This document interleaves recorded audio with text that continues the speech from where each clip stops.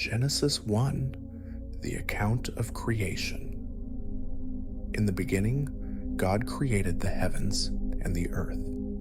The earth was formless and empty, and darkness covered the deep waters.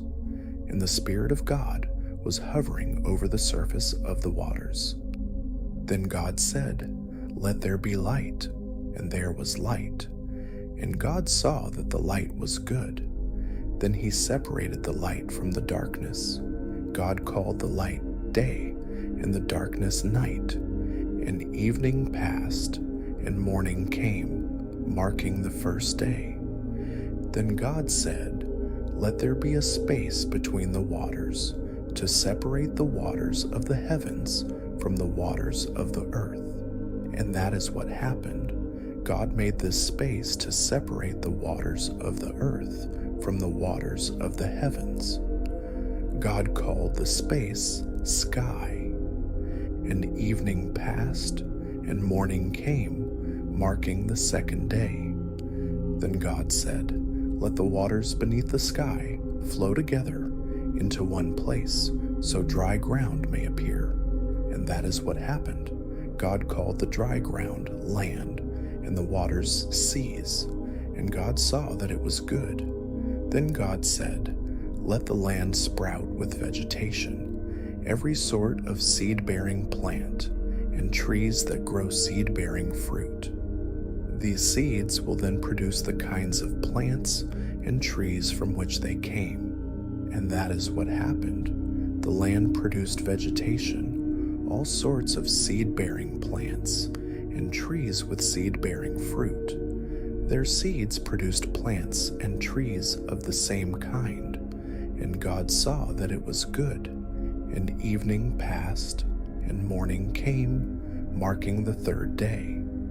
Then God said, "Let lights appear in the sky to separate the day from the night. Let them be signs to mark the seasons, days, and years. Let these lights in the sky shine down on the earth." And that is what happened. God made two great lights, the larger one to govern the day, and the smaller one to govern the night. He also made the stars. God set these lights in the sky to light the earth, to govern the day and night, and to separate the light from the darkness. And God saw that it was good. And evening passed, and morning came, marking the fourth day.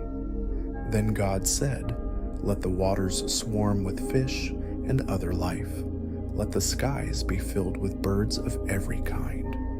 So God created great sea creatures, and every living thing that scurries and swarms in the water, and every sort of bird, each producing offspring of the same kind. And God saw that it was good.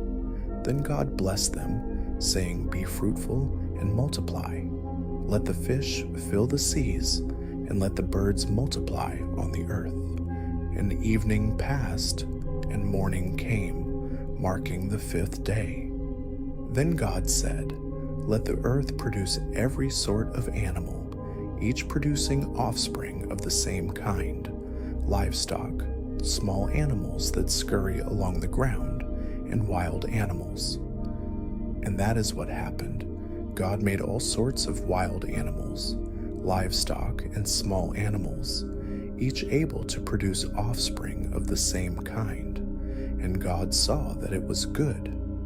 Then God said, "Let us make human beings in our image, to be like us. They will reign over the fish in the sea, the birds in the sky, the livestock, all the wild animals on the earth, and the small animals that scurry along the ground." So God created human beings in his own image. In the image of God he created them. Male and female he created them. Then God blessed them and said, "Be fruitful and multiply. Fill the earth and govern it. Reign over the fish in the sea, the birds in the sky, and all the animals that scurry along the ground."